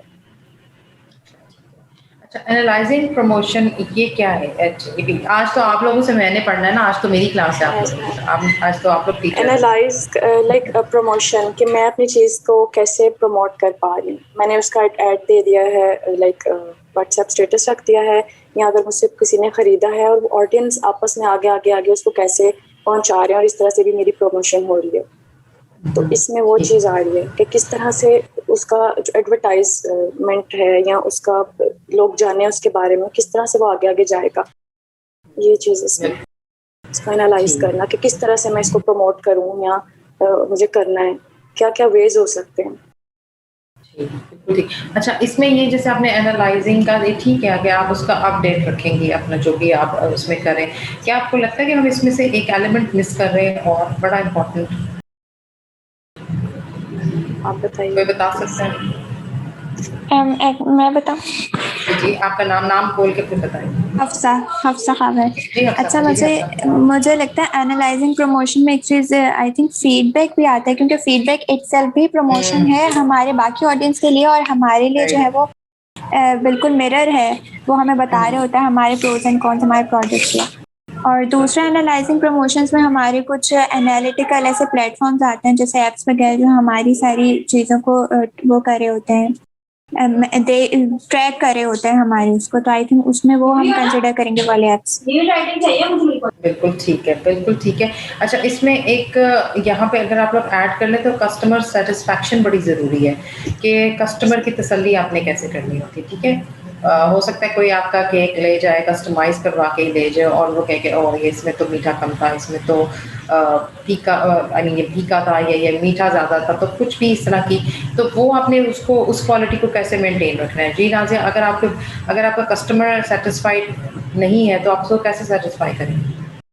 मैम पहले तो मैं उसको अच्छे से आंसर करूंगी, रिप्लाई करूंगी पॉजिटिव वे में, और मैं उस चीज़ को एक ये समझूंगी कि ये बहुत बुरी चीज़ नहीं समझूंगी, बहुत ज़बरदस्त है कि मैं समझ पा रही हूँ कि लोगों को क्या पसंद है क्या नहीं है, और मैं उसमें उस तरह से ही चेंजेस लाऊंगी जैसे उनकी रिक्वायरमेंट्स हैं, जैसे वो चाह रहे हैं। बिल्कुल। तो आपको अपना, जैसे मैंने कहा कि दिल बड़ा करना पड़ता है जब हम बिज़नेस कर रहे होते हैं, क्योंकि हमें अपनी प्रोडक्ट से बहुत प्यार होता है। हम ये समझते हैं कि हमारी प्रोडक्ट जो है वो बेस्ट ऑफ द बेस्ट है। हमने इसमें अपना पूरा बेस्ट दे दिया, ठीक है? लेकिन हम दूसरे की नज़र से नहीं समझ रहे होते कि अगर किसी को कोई चीज़ पसंद नहीं आ रही है, प्रोडक्ट पसंद नहीं आ रही है, सर्विस पसंद नहीं आ रही है, तो हम ये समझते हैं कि पता नहीं क्या, लेकिन हम ये नहीं सोचते कि हमें अपने आप को बेहतर करना है या हम अपने आप को मोल्ड कर लें उस कस्टमर डिज़ायर के मुताबिक या जो कस्टमर डिमांड है उसके मुताबिक। अभी आपने ये देखा होगा, हम सबके घरों में ये प्रैक्टिस होती है कि कुछ खरीद लेते हैं, जैसे कोई ड्रेस खरीद लिया, घर आए तो कहा ओहो ये तो उधर अच्छा लग रहा था, इधर तो ये अच्छा नहीं लग रहा। ऐसा होता है कि नहीं होता? ऐसा मेरा ख्याल है हम सबके घरों में होता है ऐसा कि हम लोग अपने जाके देखते हैं, फिर हम कहते हैं नहीं हमने चेंज करवाना है, तो कस्टमर सेटिस्फैक्शन नहीं हो रही होती है, वो कहते हैं नहीं ये अच्छा नहीं है। कुछ लोगों को आदत भी होती है कि वो कभी सेटिस्फाइड नहीं होते हैं, एक बेचैनी होती है उनके अंदर, तो वो एक प्रोडक्ट खरीद के आ जाते हैं, उसके बाद वो कहते हैं कि नहीं, घर आके कहते हैं नहीं ये तो मैंने चेंज करवाना है। तो ज़हन में ये होता है कि अच्छा कोई 4 चीज़ें और है तो वो भी मैं देख लूँ। तो इस तरह की भी सिचुएशन आती है, तो इसको हम कैसे कंट्रोल कर सकते हैं? नाज़िया आप बताएं। क्योंकि इस वक्त आपकी प्रोडक्ट है मार्केट। मैम आप ये कह रही हैं कि अगर वो ले जाते हैं बट उन्हें पसंद नहीं आती है, हाँ, और वो आपको कह रहे हैं जी हमें ये केक नहीं चाहिए, आप हमें दूसरा बना के दें, तो वहाँ पे आपकी क्या स्ट्रैटेजी होगी? मैम ऑब्वियसली लाइक मेरे इस टाइम मैं बिगनर हूँ, तो मेरे माइंड में ये आ रहा है कि मैं उसे एक्सेप्ट कर लूंगी। लेकिन देखिए आपको लॉस भी नहीं करना। अच्छा, हमने बिजनेस में ये भी सीखना है कि हमने लॉस नहीं करना अपना, हमने अपने पैसे तो नहीं ज़ाया करने दिए, क्योंकि अगर आपकी प्रोडक्ट रिजेक्ट हो गई है तो वो तो आपका लॉस हो गया। अगर वो कहें हमने केक वापस करना है तो फिर आपकी वहाँ पे क्या स्ट्रैटेजी होगी? मेरे माइंड में ये आ रहा है, मैं उनसे पहले तो ये लाइक पूछने की कोशिश करूंगी रीजंस क्या हैं सारी, ठीक है। ताकि मुझे पता चले, क्योंकि नुकसान तो नजर आ रहा है। हाँ। तो लाइक उसके बाद मुझे यही लग रहा है कि मैं मुझे लॉस ही नजर आ रहा है इस सिचुएशन में, मुझे इसका कुछ आज आपका हाँ, आज आपका जो असाइनमेंट है ना वो ये है। अच्छा चलिए हफ्सा से पूछते हैं। जी हफ्सा। अच्छा मुझे ये लग रहा है कि अगर हमें आई थिंक उसे अपने कस्टमर को कॉन्फिडेंस में लेना होगा कि अगर आप ये चीज़ वापस कर रहे हैं तो ये हमारे पास लॉस में जा रही है, तो अगर आप कुछ नया ऑर्डर करेंगे तो आपको थोड़ा सा कंपनसेट करना होगा, मतलब वो अगला प्रोडक्ट हम उन्हें थोड़ा सा महंगा देंगे, क्योंकि देखें ऑर्डर तो उन्होंने किया और हमने तो सारी डिटेल्स मेंशन की थी ना। Very good. तो एक तो कस्टमर को आप ज़रूर कॉन्फिडेंस में लें, और दूसरा फिर आप उसे दोबारा से अपने उस पे लगा दें, तो उसे उसको फिर आप लो प्राइस पे दोबारा से लगा दें, कोई और कस्टमर उसे ले सकता है, हो सकता है उसे वो वाले शूज़ ना हो जो पहले वाले को। हाँ बिल्कुल, यानी कि आपका नुकसान नहीं हुआ ना। देखा हफ्सा ने बहुत अच्छा आंसर, वेरी गुड। बिल्कुल आपको समझ है कि इसको कैसे करना है, लॉस में कैसे नहीं जाना है, और बहुत अच्छा, वेरी गुड। तो ये इसलिए हम लोग सारी डिस्कशन करें बिकॉज मैं ये जानना चाहती हूँ कि आप लोगों को कितनी समझ में आ रही है, और माशाल्लाह आप लोगों को बहुत अच्छी समझ है बिजनेस की। आप लोग अपने बिजनेस को आगे अच्छे तरीके से लेके चल सकते हैं। अच्छा, पर picture and description of bakery product, अच्छा ये essential element of the product में आता है, ये प्रोडक्ट में आता है क्या ये? मैम इससे ऊपर एक पॉइंट है और वो है ऑर्गेनाइज प्रोडक्ट वेल। पहले मैं ये बता दूं। ओह हाँ जी, ऑर्गेनाइज प्रोडक्ट, जी मैम इसमें यह है कि जो मुझे आता है ना बनाने, मैं उनको ही बीच में रखूं, मैं वो चीजें मत डाल दूं कि जो मुझे नहीं आते। वो चीज काफी खराब करती है आपकी प्रोग्रेस को, या आपकी एक पहचान जो होती है उस चीज को। तो इसमें यह है कि मैं वही चीजें रखूं उनको अच्छे से कि जो मैं कर सकती हूँ और जिनमें मैं अच्छी हूँ। और कुछ पिक्चर्स और डिस्क्रिप्शंस ऑफ बेकरी प्रोडक्ट, मुझे उनकी मैम इसमें यही है कि मुझे उनकी पिक्चर्स उनकी डिस्क्रिप्शन के साथ और ये डिस्क्रिप्शन के साथ रखनी है उनकी पिक्चर्स वहाँ पे। इसमें ये है बस। अच्छा, आपने इसमें बिजनेस मॉडल में आपने कॉस्टिंग वगैरह का कोई वो नहीं बनाया, कोई मॉडल सा बनाया होता कि भाई जैसे अगर आप केक्स बना रही हैं, कितने पैसे आपके लगेंगे, कितने आपके उसके ऊपर टाइम एनर्जी कितनी लगेगी। अच्छा ये आपने मुझे बना के भेजना है, ठीक है। और आपने मुझे बताना है कि जैसे अगर आपने 4 केक से स्टार्ट किया तो आप उसको कैसे करेंगे, अगर 2 केक्स के साथ आप स्टार्ट करेंगे तो उसको आप कैसे करेंगे, आप कैसे उसका बिजनेस मॉडल कैसे बनेगा, ठीक है। वो आपका जैसे अब आपने अगर कस्टमाइज्ड आप केक बना रही हैं तो आप ऑर्डर पे बना रही हैं, तो उसमें आप क्या करेंगी, कैसे करेंगी मुझे बताएं। वैसे मैंने ये बताया हुआ पहले भी क्लास में। मैम उसमें हम अपना कॉस्ट सब चीज़ों की देखते हैं कि उसका लाइक कि हमें कितनी कॉस्ट है, अगर हम इसकी ये प्राइस रखेंगे हमें ना नुकसान हो, ठीक है। और अगर हम इसको लाइक जब सेल करते हैं तो हमें इसमें से प्रॉफिट होना लाजमी है कि किस तरह से हम इसके रेटिंग, किस तरह से इसके रेट्स और प्राइसेस जो है वो सेट करते हैं, और हमारा कितना सब खर्चा आ रहा है इंग्रेडिएंट्स पे और क्या क्या हमें चाहिए, ये सारी चीज़ें देखनी है। और फिर एक एक को बनाने में कितना लगता है हमारा, और फिर उसके बाद अगर हम उसको इतने में सेल करते हैं तो फिर कितना हमें प्रॉफिट हो सकता है, इस तरह से। बिल्कुल, तो आप जब भी बिजनेस मॉडल बनाएं अपने कॉस्टिंग की ज़रूर इसके अंदर एडिशन करनी है, क्योंकि उसके बगैर आपका बिजनेस मॉडल कंप्लीट नहीं होता। क्या आ रहा है, क्या जा रहा है। जैसे अगर आपने कस्टमाइज केक बनाने हैं तो आपने एडवांस पेमेंट लेनी होती है, ठीक है। जब भी आप कोई भी कस्टमाइज चीज़ किसी के लिए ऑर्डर पे काम करते हैं तो हमेशा आपने जो भी अमाउंट होती है वो एडवांस आपने पहले लेनी होती है, ताकि जो भी मटेरियल आ रहा है वो उसमें से उसकी कॉस्टिंग हो जाए, ठीक है। उसके बाद फिर जब आपका वो प्रोडक्ट बन जाती है और आप उसको डिलीवर करते हैं तो फिर उस वक्त आप वो बाकी के पैसे लेते हैं, लेकिन आपने इतने पैसे एडवांस में लेने होते हैं कि आपके ऊपर ज़्यादा बर्डन ना पड़े। और हमेशा बिजनेस करते हुए इन बातों का आपने छोटे छोटे जो डिटेल्स हैं इनका ख्याल रखना है। Okay, the next one is focus on trends and user behaviour. जी नाज़िया। ये मैम जैसे बिहेवियर को हमने ऊपर भी डिस्कस किया था, वही मैं देख रही हूँ। कस्टमर्स बिहेवियर ये वही चीज़ है, और हमें ट्रेंड्स पे भी फोकस करना चाहिए कि लाइक अब देखें डेकोरेशन कितनी ज़्यादा हो गई है केक्स के ऊपर। अब मैं एक ही तरीके का लेके चलती जाऊंगी तो वो चीज़ नहीं चलेगी। मुझे ये देखना पड़ेगा कि मैं किस तरह से लाइक ये डेकोरेशन, इस तरह की जो चीज़ें हैं, किस तरह से ये सारी आइडियाज़ यूज़ किए जा रहे हैं, और ट्रेंड्स में किस तरह से लाइक केक काफ़ी उसमें वैरायटीज़ होते हैं। अब एक केक में बहुत सारे फ्लेवर्स भी होते हैं, हो सकता है कि ये आजकल बहुत चल रहा हो, मैंने इस चीज़ को अभी नहीं देखा। एक केक में आपको 4 फ्लेवर्स मिलेंगे। तो इस तरह जो ट्रेंड्स बहुत ज़्यादा चल रहे हैं हमें वो चीज़ भी देखनी पड़ेगी, फोकस करना पड़ेगा अपने प्रोडक्ट के अकॉर्डिंग कि इस मेरी प्रोडक्ट के बीच ट्रेंड्स क्या चल रहे हैं। जैसे अभी आपने कंपेटिटर्स का बताया कि वो बहुत ज़्यादा, हमें उन पे भी नज़र रखनी होगी, वो किस तरह से उनके जो है वो क्या बेच रहे हैं, वो किस तरह से कर रहे हैं। हमें एक तरह से ये भी पूरा ध्यान रखना होगा कि ट्रेंड्स, ये सब चीज़ें मिलके ही ट्रेंड्स बनाती हैं ना, कि किस तरह से, तो फिर हमें ये चीज़ देखनी होगी कि हम किस तरह से लेके चलें। बिल्कुल ठीक। लेकिन अच्छा, अभी आप थोड़ा सा अपना बिजनेस मॉडल को हम रिफाइन करेंगे, ठीक है? मैं आपको बताऊंगी कि इन पॉइंट्स को आपने कैसे लिखना है। I will send you a message. ये जो भी आपने बनाया है ये बहुत अच्छा बनाया है and I really like your presentation. लेकिन थोड़ा सा जो चीज़ें हमें ठीक करनी है वो फिर हम इनको कर लेंगे।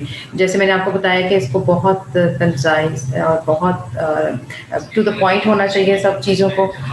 सारे जितने भी आपके पॉइंट्स हैं उन सबको बहुत कंसाइज होना चाहिए, ठीक है? और आपने कूजे में दरिया बंद करना है जब भी आप अपना कोई बिजनेस मॉडल करते हैं, कुछ भी ऐसा कर रहे होते हैं। अच्छा, उसके बाद आपने क्या करना है कि आपने इसके अंदर अपनी कॉस्टिंग वगैरह, आपका रेवेन्यू क्या जनरेट हो रहा है उसके बारे में बात करनी है, ठीक है? और इसके अलावा अब हम नेक्स्ट साइड के ऊपर आते हैं और मैं आपको बताऊंगी कि इसको जैसा आपने अभी जो भी आपने ये भी किया ना, मार्केट चैलेंजेस हैं, ये essential elements of the product है, इसको आपने थोड़ा सा दोबारा से बनाना है, ठीक है? क्योंकि यहाँ पे मुझे ऐसा लगता है कि ये बहुत आपने एक तो लंबी लिस्ट कर दी है, ठीक है? आप बिल्कुल टू द पॉइंट बात करेंगे और आप बिल्कुल टू द पॉइंट इसको करेंगे, मतलब बिल्कुल मुख्तसर, और जो वैलिड चीज़ें हैं वो आपने इसके अंदर पॉइंट्स करने हैं। जैसे मैंने अभी आपको बताया कि कंपटीटर्स जो मेन जो एक हमारा मार्केट चैलेंज होता है और वो यहाँ से मिसिंग था।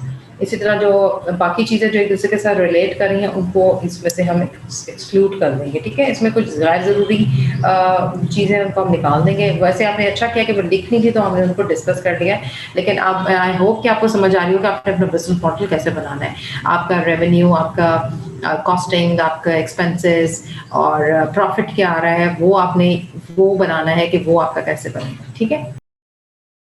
और आपने इसमें ये भी नहीं लिखा कि आपने इसको चलाना कैसे है। जैसे आपने इसमें अपने एडवांस पेमेंट पकड़नी है, ठीक है? उसके बारे में भी जिक्र होना चाहिए, तो फिर वो एक प्रॉपर बिजनेस मॉडल। जब मैं बना रही थी तो मैंने वो चीज़ें लिखी थी, लेकिन मुझे ऐसा लगा कि वो नहीं रखनी मैंने बीच में, और मैं ये सारी जो है ना, इसलिए मैंने ये सब लिख दिया, और वो भी मैंने किया था, लेकिन वो मैंने इसमें रखा नहीं। चलो ठीक है। अभी ना आप ये जितनी भी आपसे प्रेजेंटेशन है ना आज के इस कब सब लोग सुन तो रहे होंगे, अगर हमारे पास बाकियों की प्रेजेंटेशंस चलाने का भी टाइम नहीं भी हुआ तो नाज़िया के प्रेजेंटेशन से हम लोग सीख सकते हैं कि हमने अपनी प्रेजेंटेशंस को कैसे बेहतर करना है, हमने इनको कैसे बनाना है। हमें सारी डिटेल्स पता होनी चाहिए कि हमने कम अल्फाज में मैक्सिमम अपने बिजनेस को कैसे यहाँ पे पिच करना है। हमने अपने जितनी भी जो भी इम्पोर्टेंट इसके अंदर एलिमेंट्स आते हैं वो कैसे इनको ऐड ऑन करना है, ठीक है? और कौन सी ऐसी गैर ज़रूरी इसमें से एलिमेंट्स हैं जिनको हमने एक्सक्लूड करना है। My team, very good. अच्छा जी, माय टीम है आपकी owner baker, me assistant baker, my mom, okay, kitchen help, my mom and brother delivery boy, very good. ये देखा ना, अब आपको ये पता है कि आपके घर में ही एक टीम मौजूद है। ये सबसे बेस्ट, अगर मैं कहूँ तो आपकी ये वाली स्लाइड है इस वक्त। इसमें आपको एग्जैक्टली पता है कि आपने क्या करना है। और अच्छा, आपने ये तो ये आपने हमारे लिए लिखा ना, लेकिन जब आपने कहीं पे पिच करना होगा इसको तो फिर आप इसको ऐसे नहीं लिखेंगे, आप इनको लिखेंगे कि माय किचन हेल्प कर दें, किचन हेल्प माय मॉम और ब्रदर, इसको निकाल दें, ठीक है? आपने लिखना है बर्ड्स इन हैंड्स। जो आपके घर में जो लोग हैं, जो भी आपके इर्द गिर्द जब फ्रेंड्स हैं कोई भी, वो बर्ड्स इन हैंड्स की इसमें टर्म यूज होती है, तो आप इसको ऐसे एक्सप्लेन करेंगे। But this is the very good slide. अच्छा, नेक्स्ट पे हम आते हैं तो marketing strategies, okay. Online market, social media, making logos, taking pictures and videos of the product, uploading them with prices, ये तो बिल्कुल परफेक्ट है आपका सारा। Advertisement, promotion, to become an influencer in my field, grow sales. अच्छा, grow sales कैसे करेंगे आप? पहले दूसरे वाले पे जाते हैं, to become an influencer in my field, इसको आप कैसे एलाबोरेट करेंगे? जी Nazia. Ma'am, to become an influencer, आपके अच्छा, के लिए आप कैसे इन्फ्लुएंसर बनेंगी? हाँ बताएं। अपनी फील्ड में अगर हम बहुत ज़्यादा अलर्ट रहते हैं, हम वहाँ पे लाइव पे आते हैं, और अगर किसी ने केक ऑर्डर करना है और लाइक हमने वो सब चीज़ों के अकॉर्डिंग अपना नेम एक डिसाइड किया होता है, ठीक है? तो लाइक हम इजीली कोई हमें फाइंड कर सकता है, जब वो सर्च करता है हम आ जाते हैं, वो हम तक पहुंच जाते हैं। और उसके बाद ये है कि हमें वहाँ पे चीज़ें डालनी है, हमें वहाँ से गायब नहीं होना लंबे अरसे के लिए। हमें इस तरह के काम करने हैं कि हम इन्फ्लुएंस कर सकें, हम एक इस तरह से बन सकें कि हम उन्हें दिखते रहें, हमारी प्रोडक्ट्स, हमारा क्या चल रहा है, उसको हम स्टॉप नहीं करेंगे। मेरे ज़हन में ये चीज़ आ रही है कि अगर हमने एक चीज़ शुरू की है तो हमें उसमें उसको जैसे कंटिन्यू आप, रखना है। अच्छा देखिए, जैसे आपने देखा होगा कि बहुत से ऐसे लोग हैं जो बहुत काम कर रहे हैं, ठीक है, लेकिन उनका चूंकि सोशल मीडिया पे इतनी अपीयरेंस नहीं है, तो वो उस तरीके से हमें पता नहीं चलता है, हम नोटिस नहीं करते, ठीक है। और आप देखें कि कोई भी एक्टर या कोई भी ऐसा सेलिब्रिटी, अगर वो भी ब्रांड भी, जैसे अभी मौलाना तारिक जमील साहब ने अपना कपड़ों का ब्रांड लॉन्च किया, ठीक है। अब उनको कपड़ों का काम तो नहीं आता होगा, लेकिन वो एक ब्रांड थे, वो इन्फ्लुएंसर थे, पूरा पाकिस्तान, पूरी दुनिया में वो जाने जाते हैं, पहचाने जाते हैं। तो वो एक उनका अपना नाम ही एक ब्रांड है, और उसी नाम को की वजह से ही उन्होंने वो उनकी ब्रांडिंग हो रही है उस प्रोडक्ट के हवाले से जो वो बुलाए हैं। हालांकि उनका कोई दूर दूर तक उससे ताल्लुक नहीं है, उनको तो नहीं आता होगा वो सारा कुछ, लेकिन ये कि वो इसको अपने काम को लेके आगे आए और उन्होंने इसको किया है। तो इस तरह से इन्फ्लुएंसर्स जो होते हैं या जो सेलिब्रिटीज़ होते हैं, तो यहाँ पे अगर मैं आपको बताऊँगा, मार्केटिंग स्ट्रैटेजीज़ में media recognition is very important.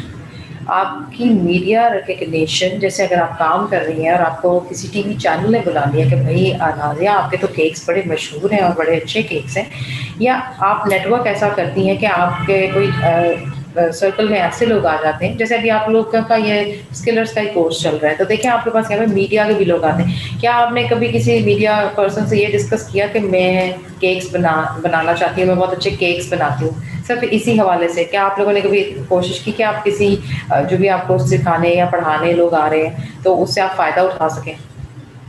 अभी तक तो नहीं किया, और अब यही लेकिन समझ आ रही है कि ये चीज़ हम कर सकते थे। हाँ, देखिए मैं आपको बताती हूँ, अब जो नेक्स्ट सेशंस जो रह गए, इसलिए मैं आपको कहती हूँ कि आपकी ऑनलाइन भी अगर आप है ना, आपकी प्रेजेंस बहुत ज़रूरी है। अगर आपका कोई मेंटर आया हुआ है यहाँ पे और वो आपके साथ बात कर रहा है, तो उसको सिर्फ वही लोग याद होंगे, बाकी क्लास को तो ऑनलाइन पे कोई देख भी नहीं रहा, ठीक है। लेकिन जैसे मुझे हफ्सा का नाम याद हो गया, नाज़िया का नाम याद हो गया, क्योंकि मेरी इनसे बात भी हुई, मुझे पता है कि दे एग्जिस्ट, और मैं आपको याद भी रखूँगी।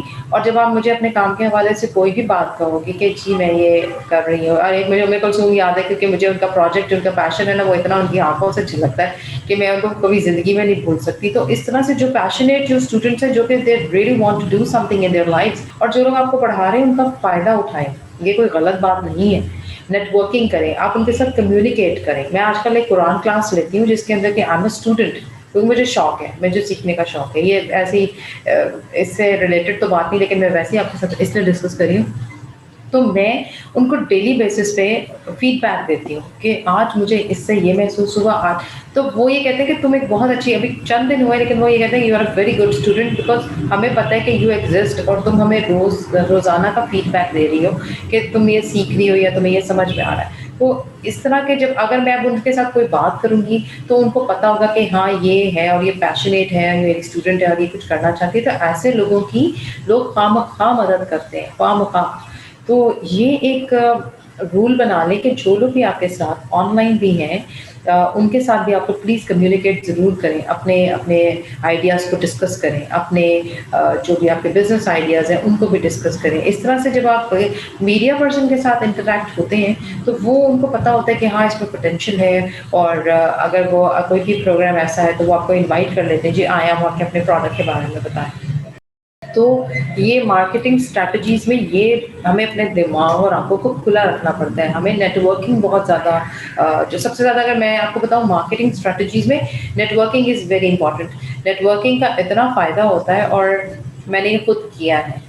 नेटवर्क बनाए, बहुत बहुत ह्यूज नेटवर्क्स बनाए, और उसके बाद वहाँ पे अपना प्रोजेक्ट जो था उसको पिच किया, उनको बताया। अब सब लोग मेरी क्लास में तो नहीं आके देख रहे कि मैं क्या कर रही हूँ या मैं क्या पढ़ा रही हूँ, लेकिन अपने मुंह से बताना पड़ता है आपको कि yes I am doing this, और मैं ये वैल्यू क्रिएट कर रही हूँ, और मैं मेरे काम का ये फ़ायदा हो रहा है, और मैं इस काम के ज़रिए सोसाइटी को क्या फ़ायदा पहुँचाना चाहती हूँ। तो ये मार्केटिंग स्ट्रेटजी में शायद किताबों में आपको ये लिखी हुई बात ऐसे ना मिले, लेकिन ये मैं आपको अपने एक्सपीरियंसेस से बता रही हूँ कि ये बहुत आप अगर इसको थोड़ा-सा एक्सप्लोर करो ना, तो आपको ये चीज़ें खुद ब खुद डॉट्स कनेक्ट करने आ जाएँगे। Entrepreneurship is just connecting the dots beautifully. मैं हमेशा ये बात करती हूँ कि डॉट्स सब जगह होते हैं। आप बहुत से लोगों को मिलते भी हैं, लेकिन आप उनसे बात नहीं करते, तो आप एक अपॉर्च्युनिटी लूज़ कर देते हैं। तो अपॉर्च्युनिटी का फ़ायदा उठाना सीखें। हमेशा जो लोग अपॉर्च्युनिटी का फ़ायदा उठाते हैं, वही लोग ज़िंदगी में कामयाब होते हैं। इसी तरह से ये जो एडवर्टाइज़मेंट, अब एडवर्टाइज़मेंट पे भी आपके पैसे तो लगेंगे, ठीक है, प्रमोशन तो आपकी हो जाएगी, सोशल मीडिया प्रमोशन तो आपकी एक हद तक ऑर्गेनिक हो जाती है, लेकिन इसमें भी आपको पैसे खर्च करने पड़ते हैं। इसी तरह एडवर्टाइज़मेंट में भी आपको पैसे खर्च करने पड़ते हैं टू बिकम एन इन्फ्लुएंसर, जैसे भी हमने बात की थी कि वो भी है, लेकिन अगर आप ऐसे इन्फ्लुएंसर बन जाएँ कि आप अपने केक्स के हवाले से ही यूट्यूब चैनल बना लें और आप उसके ऊपर अपने केक्स बेचना मतलब बताना शुरू कर दें कि भई मैं ये बना रही हूँ, उसमें एक-एक केक भी बिक जाएगा और आपका यूट्यूब चैनल चल पड़ेगा, उससे आप ज़्यादा रेवेन्यू जनरेट करेंगी। मैं हमेशा यूट्यूब चैनल को बहुत प्रमोट करती हूँ, क्योंकि ये एक ऐसा मीडियम है जिसके ज़रिए हम लोग घर बैठे बहुत पैसे बना सकते हैं। और जो लोग कर रहे हैं इसको सीरियसली, उन लोगों ने आप देखें कि अपने घर खरीद लिए हैं, मतलब करोड़ों की भी इनकम जनरेट की है one day, and this is not impossible. ये हो सकता है, ये बहुत हो सकता है, लेकिन डेडिकेशन पैशन के साथ होगा। वो लोग जिन्होंने 2-4 साल पहले शुरू किया था, अगर कंटेंट बहुत अच्छा है तो उनके आज कंटेंट कहाँ से कहाँ है। इस तरह वो लोग अपनी प्रोडक्ट भी बेच रहे हैं और वो अपनी जो वो बात करते हैं वो उस कम्युनिकेशन को भी बेच रहे हैं। तो 2 तरह से फ़ायदा उठाया जा सकता है और ये इतना मुश्किल नहीं है। ओके, ग्रो सेल्स, अच्छा नाज़िया, ग्रो सेल्स से क्या मकसद है आपका? मैम, हमें इस तरह से अपना बिजनेस स्टार्ट करना चाहिए। ऑब्वियसली हर इंसान अपना प्रॉफिट देखता है और हमें इस तरह से करना चाहिए कि हमारी सेल्स ज़्यादा हों। हम कौन से ऐसे काम कर पा रहे हैं कि जिससे ज़्यादा से ज़्यादा सेल्स बढ़ जाए, ज़्यादा से ज़्यादा हमारी चीज़ बिके। तो ये है इसमें उनको लाइक इस तरह से आपको ये कि प्रोडक्ट नॉलेज आपका जो है वो इसमें इंक्लूड हम करेंगे। अच्छा, get close to customer through dialogues and participation. अच्छा, अगर हम यहाँ पे इसको कर दें कस्टमर सर्विसेज, हाँ, कस्टमर सर्विसेज जो है वो हमारी कैसे अच्छी होनी चाहिए, हम कैसे बेहतर कर सकते हैं कस्टमर सर्विसेज को। और कस्टमर सर्विसेज आप मुझे बताएं कि आपके ज़हन में जब आप ये पॉइंट लिख रही थी तो क्या आपके ज़हन में थी? मैम, जब मैंने ये लिखा है कि get close to customers through dialogues and participation, इसमें ये था, इसमें वो पॉइंट था जब मैं बता रही थी कि हमें लाइव आना चाहिए, या हम इस तरह से उनसे क्लोज हो सकते हैं, वो हमें जान सकते हैं हमारे में कितना पैशन है, हम कितने अच्छे तरीके से काम कर रहे हैं। बिल्कुल इंटरैक्टिव होना चाहिए। बिल्कुल, तो ये कि you have to show your presence. फिर वही बात आ जाती है कि आपको अपनी प्रेजेंस शो करनी पड़ेगी आजकल। और वही लोग, अच्छा फिर यस मैम, उन्होंने अगर हमें मैसेजेस किए हैं या कुछ, तो हम उन्हें रिप्लाई करें कि यस हम करेंगे, इसको इस तरह से सही करेंगे, या उनको लाइक रिप्लाई करें उनकी बात का कि वो क्या चाह रहे हैं, वो हमें क्या बताने की कोशिश कर रहे हैं, क्या पूछने की कोशिश कर रहे हैं, हर चीज़ का उनको हम जवाब दें। अच्छा, ये मार्केटिंग स्ट्रेटजी में इंक्रीज रेवेन्यू कैसे आता है? आपके ज़हन में क्या आता है ये लिखते हुए? मतलब मैं आपके ज़हन को पढ़ना चाह रही हूँ ना आज के। मैंने इसलिए लिखा था कि मेरे लिए ये इंक्रीज लाइक होना चाहिए। अगर मैं एक प्लान किया है बिजनेस, तो वो सबको चलाते हुए ये ज़्यादा होना चाहिए। अच्छा, यहाँ पे ना रेवेन्यू की बात हम मार्केटिंग स्ट्रेटजी में नहीं कर सकते ना, वो फिर हमारे वो तो और गोल्स हमारे होंगे इस तरह से। तो ये कुछ ऐसे पॉइंट्स हैं जो कि हमें इसमें से एक्सक्लूड करने पड़ेंगे और कुछ हमें पॉइंट्स को थोड़ा सा क्या उसको बोलते हैं, थोड़ा कंसाइज करके और उसको यहाँ पे लाना पड़ेगा, ठीक है। आपकी आइडियाज़, आपका हर चीज़ बिल्कुल ठीक है, परफेक्ट है, लेकिन थोड़ा सा हमें अल्फाज का चुनाव जो है ना उसको थोड़ा सा चेंज करना पड़ेगा। और बहुत हमें डिटेल में बहुत हमें 2 ऐसे लफ्ज़ लिखने चाहिए जिससे हमें ये 10 बातें समझ आ रही है, ठीक है।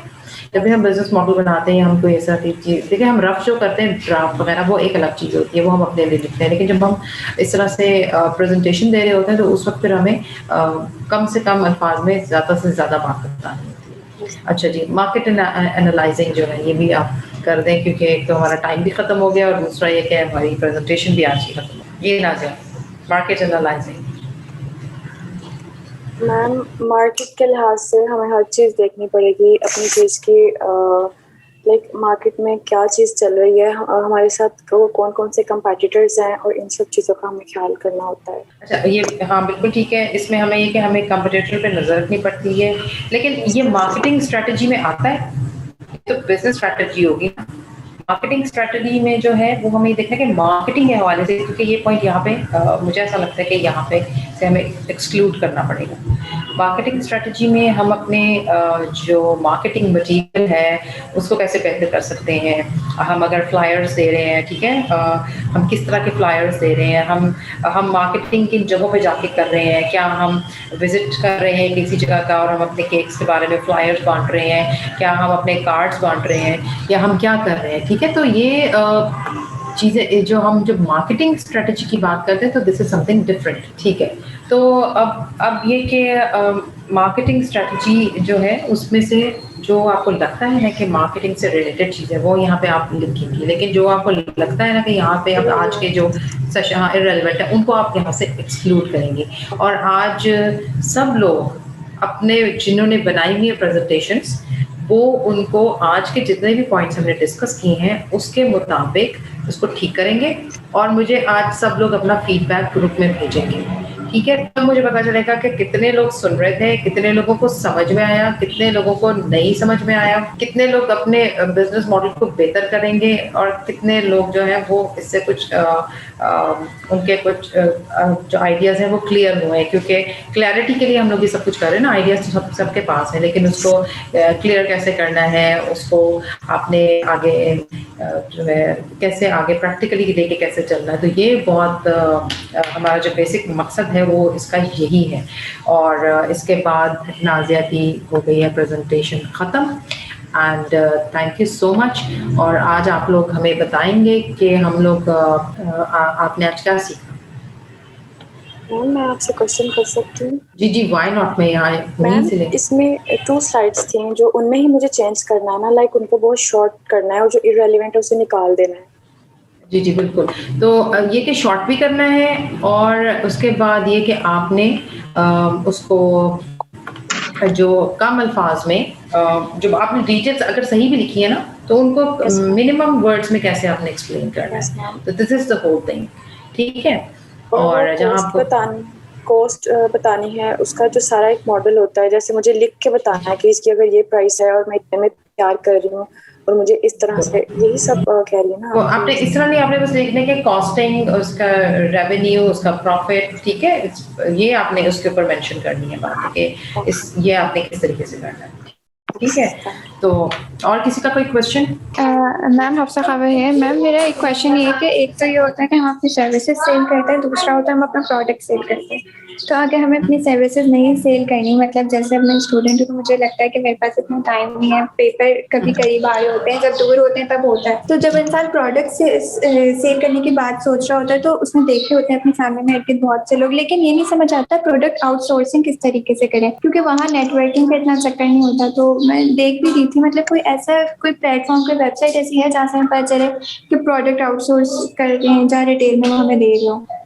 अच्छा, जैसे आप कोई स्पेसिफिक प्रोडक्ट आपके ज़हन में क्या है? अच्छा, स्पेसिफिक प्रोडक्ट वैसे तो मेरा ये है कि थोड़ा कपड़ों से रिलेटेड ही था, क्योंकि मुझे इतना आइडिया नहीं है, लेकिन मैं अपनी फैमिली में कुछ लोगों को देखा है तो मुझे प्रोडक्ट में आई थिंक कपड़े ज़्यादा चार्मिंग लगते हैं, क्योंकि रमज़ान करीब है तो इसलिए मुझे लगता है वो शायद एक आइडिया चीज़ हो सकती है। बिल्कुल। अच्छा, तो आपने इसके जैसे आपका ये बिग आइडिया है क्लोथ्स के हवाले से, यही कहना चाह रही हैं आप? मेरा ये बिग आइडिया नहीं है, लेकिन मेरा बिग आइडिया तो ये है, मेरा ये कोई विजन नहीं है, कोई ड्रीम नहीं है, लेकिन हाँ क्योंकि मैंने सोचा कि मैंने बिजनेस की फील्ड में आना है तो मैं चाह रही थी कि मैं एक छोटे स्टार्टअप से स्टार्ट करूँ जहाँ से मैं एक्सपीरियंस लूँ। जो मेरा अल्टीमेट गोल है वो तो ये है कि मैंने एक बहुत अच्छा स्कूल खोलना है, जो जैसे आजकल के रॉट लर्निंग वाले हमारे बिल्कुल ही अजीब से एजुकेशन सिस्टम आए हुए हैं कुछ, तो उस मेरा ड्रीम तो खैर उस हवाले से है, लेकिन मुझे लगता है मुझे स्टार्ट करना चाहिए किसी छोटी चीज़ से।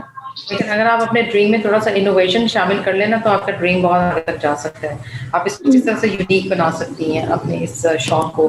क्या आप अनस्टिच कपड़ों की तरफ आना चाहती हैं या आप स्टिच कपड़ों की तरफ जाना चाहती हैं, ये भी आपने डिफाइन करना होगा, या आप दोनों तरफ जाना चाहती हैं, ये भी आप बताएंगी कि आपके ज़हन में क्या है।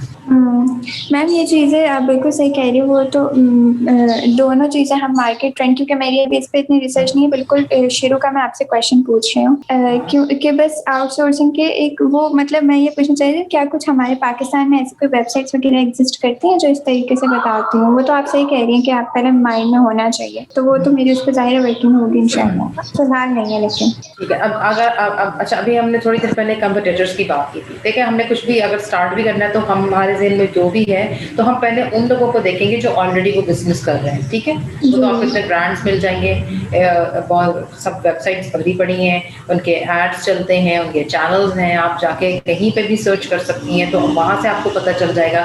फिर आप देखेंगे जो आजकल सोशल मीडिया पे जो नीचे कमेंट्स आते हैं, वो एक बहुत अहम रोल प्ले करते हैं।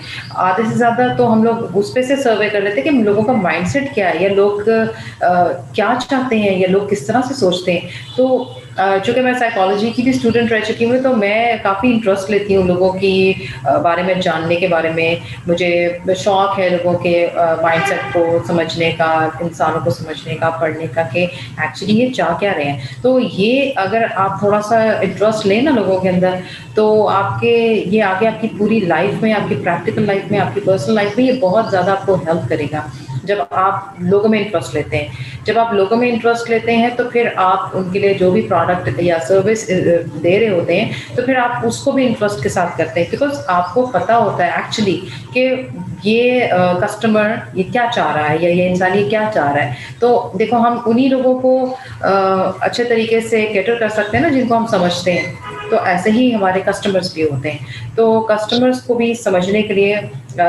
उनके बारे में जानना और उनके ऊपर रिसर्च करना बड़े ज़रूरी है। तो अगर आप कपड़ों के बारे में जाके देखो, अगर कोई ब्रांड भी है, तो उसके नीचे भी आपको हज़ारों के हिसाब से जो है ना कमेंट्स नज़र आ रहे होते हैं। वहाँ से आपको पता चल रहा होता है कि लोग उनके बारे में क्या बात कर रहे हैं, या वो पसंद कर रहे हैं या नहीं कर रहे हैं। रिव्यूज़ आ जाते हैं, फेसबुक पेजेस के ऊपर ही रिव्यूज़ आ जाते हैं। तो हमारे लिए तो देखो, जब हमने पुराने हमने भी नहीं, आप समझ लो कि 20-25 साल पहले जब लोग बिजनेसेस करते थे, तो उनके पास इस तरह की फैसिलिटीज़ नहीं थी। उन बेचारों को तो पता ही नहीं, सब अपने-अपने शहरों में, अपने-अपने फैक्ट्रीज़ में, अपनी-अपनी जगहों में बंद, और वो अपने एक लिमिटेड उनकी मार्केट। अब तो पूरी मार्केट आप देखो ग्लोबल चली गई है। अब तो हम चाहें तो हम ये पता कर सकते हैं कि यूके में बैठे हुए बंदे को क्या चीज़ चाहिए, और वो हम यहाँ से बना के बाहर क्या भेज सकते हैं। तो एक तो हम अपने इर्द-गिर्द देखते हैं, लेकिन अगर हम थोड़ा-सा विज़न ब्रॉड करें, तो हम अगर इंटरनेशनल मार्केट को जाके टच करें, तो इससे हमें और ज़्यादा समझ आएगी, और हमें हमारा एक्सपोज़र बढ़ेगा। तो मेरा फ़ोकस एक्सपोज़र के ऊपर होता है। आपका जितना एक्सपोज़र है, उतने ही आप कामयाब हैं। जितना लिमिटेड आप अपने आप को, अपने ज़हन को, अपने काम को रखेंगे, वो उतना ही उसी लेवल पे फिर आप पैसे भी उसी हिसाब से कमाएँगे, और आप उतने ही लेवल पे आप काम करेंगे। लेकिन अगर आपका एक्सपोज़र बड़ा है, अगर आप कुछ बड़ा करना चाहते हैं, कुछ ग्लोबल लेवल पे करना चाहते हैं, या फिर नेशनल लेवल पे भी करना चाहते हैं, तो भी आपको इंटरनेशनल मार्केट के ऊपर नज़र रखनी पड़ती है। ये मैं पहले भी बता चुकी हूँ। तो हमेशा सारे ट्रेंड्स को देखें, और फिर करें वही जो कि आपका कल्चर, आपकी सोसाइटी, आपका रिलिजन और आपके लोगों के जो डिमांड है, वो सबको मद्देनज़र रखते हुए आपने बहुत स्मार्टली अपने बिज़नेस को आगे लेके चलना होता है। ठीक है? ठीक है मैम, चले, no problem. Any other question? Ma'am, मेरे माइंड में एक क्वेश्चन है जी नाज़िया। कि आपने पूछा कि कस्टमर एक केक ले जाता है, मगर उसे अच्छा नहीं लगता, तो आप क्या करोगी? मेरे माइंड में तो कुछ आया नहीं, मगर यहाँ एक स्टूडेंट ने बोला कि मैं उसको दूसरी जगह सेल कर दूंगी, और हो सकता है कि लाइक जो उन्हें उसमें खराबी या कोई नजर आ रहा है, दूसरों को ना नजर आ रहा हो, दूसरे कस्टमर्स को। तो लेकिन वो तो मैंने तो ऑलरेडी वहाँ पे ऑर्डर पे तैयार करना है, मुझे ऑर्डर आया तो मैंने वो करना है, और दोनों की जो चॉइस है, जिस तरह से उन्होंने तैयार करवाया है, वो सेम नहीं हो सकती। अगर वो सेम नहीं है, और मैं उसे ज्यादा देर फ्रिज में भी नहीं रख सकती, अब मैं उसका क्या करूंगी? अच्छा, देखें, हफ्सा ने आपका आधा जवाब बड़े अच्छे तरीके से दे दिया था। ये थोड़ा सा आपकी अंडरस्टैंडिंग पे है कि आपने उसको उस तरह से लिया नहीं। मैं आपको बताती हूँ, वैसे तो आप हफ्सा को ना अपना कंसल्टेंट बना लें, जब आप बिजनेस स्टार्ट करेंगे, अच्छे मशवरे आपको देंगी।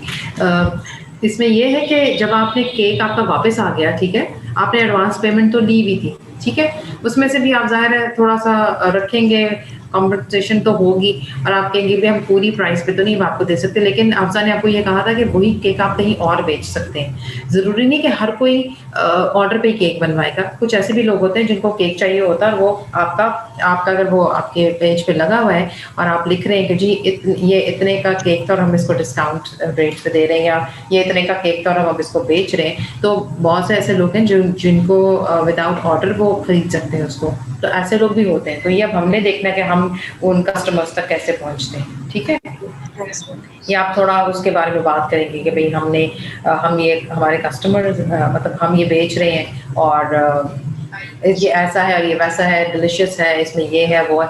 इस तरह का करके आप अपने मार्केटिंग स्ट्रैटेजीज़ को यूज़ करते हुए उस केक को भी बेच सकते हैं। यानी कि आपको अफ़ज़ा ने बिल्कुल सही और एक्यूरेट मशवरा दिया था कि आप वाक़ई इसको ऐसा कर सकते हैं, क्योंकि ज़रूरी नहीं कि सब लोग देखिए, हर इंसान एक-दूसरे से डिफरेंट है। कुछ लोगों को ऑर्डर पे मतलब स्पेसिफिक चीज़ें चाहिए होती हैं, कुछ लोग बड़े केयर फ्री होते हैं, वो कहते हैं बस कुछ मिल जाए खाने को।